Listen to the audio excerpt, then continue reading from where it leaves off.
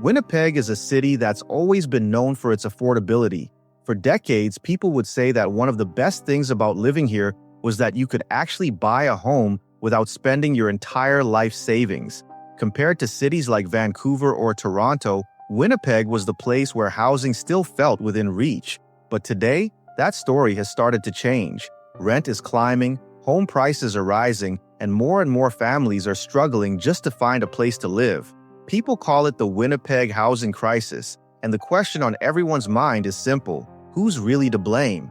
To answer that, you first have to understand what the housing situation in Winnipeg actually looks like. In recent years, demand for housing has exploded. More people are moving to the city, both from other parts of Canada and from around the world. Immigration has been one of Winnipeg's greatest strengths, helping the city grow and diversify. But more people means more demand for housing, and the supply hasn't kept up. Vacancy rates for rental units have dropped to some of the lowest levels in decades, and competition for homes has become fierce. When supply can't keep up with demand, prices climb. And that's exactly what's been happening here. Developers are often the first ones people point fingers at.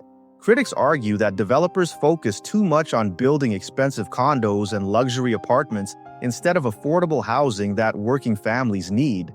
Walk through new neighborhoods and you'll see rows of high-end homes selling for prices that many Winnipeggers can't afford. Meanwhile, the supply of modest entry-level housing has barely budged. From one perspective, this makes developers look like the villains of the story, chasing profits while ignoring the needs of ordinary people. But if you ask the developers, they'll tell you a different story. They argue that it's not easy or even financially possible to build affordable housing when land prices, construction costs, and city fees are so high. For them, the math just doesn't add up. That brings us to City Hall. The city of Winnipeg plays a huge role in shaping the housing market through zoning laws, permits, and fees. Many critics argue that Winnipeg's zoning policies make it too difficult to build the kind of dense, affordable housing that's desperately needed. In some neighborhoods, restrictive zoning limits what kind of housing can even be built. On top of that, the process for getting approvals can be slow, bureaucratic, and expensive. Developers who might be willing to build affordable housing often say they get bogged down in red tape until it's no longer worth it. For that reason, a lot of people believe City Hall deserves a big share of the blame for the crisis. The province also has a role to play. Manitoba has long struggled with how to fund and manage social housing. Over the years, governments have built thousands of units of affordable housing, but funding cuts and policy shifts have left many of those programs under pressure. Critics argue that the province hasn't invested nearly enough in new affordable housing, and what does exist is often aging, underfunded, and in need of repair. When provincial support drops, the burden falls on cities and nonprofits, and they often don't have the resources to pick up the slack.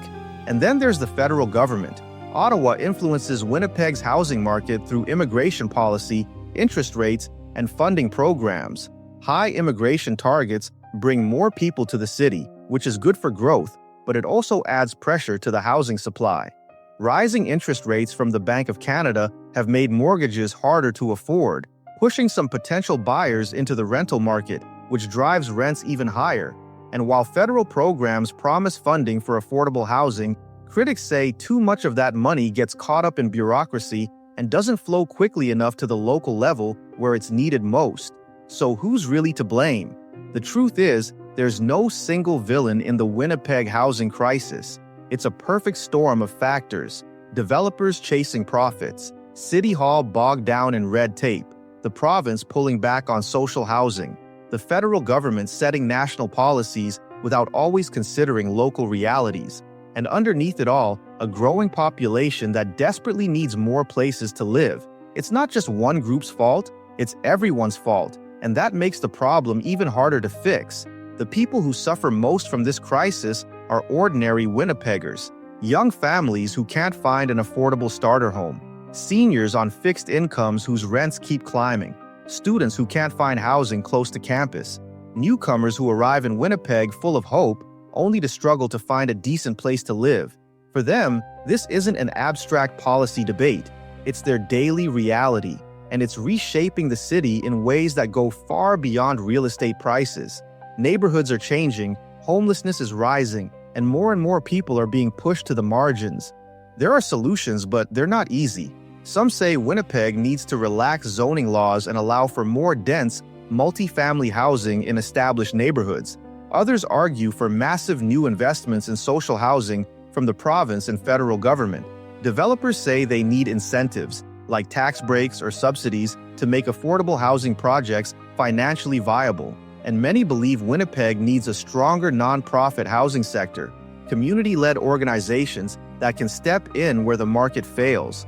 The challenge is getting all of these players to work together, because without cooperation, the crisis will only deepen. What's clear is that Winnipeg can't afford to ignore the problem. The longer it goes unaddressed, the more expensive and damaging it will become. Cities that fail to tackle housing crises end up with rising inequality, declining quality of life, and even social unrest. Winnipeg has a chance to learn from the mistakes of bigger cities like Vancouver and Toronto before it's too late. But that requires honesty about what went wrong and courage to take action. So, who's really to blame for Winnipeg's housing crisis? In the end, it's not about pointing fingers at just one group. It's about recognizing that a chain of decisions by developers, City Hall, the province, and the federal government all combine to bring us here. Everyone shares responsibility, which means everyone has to be part of the solution. Winnipeg's identity has always been about resilience and community. Solving the housing crisis will take both, and it will decide what kind of city Winnipeg becomes in the years ahead.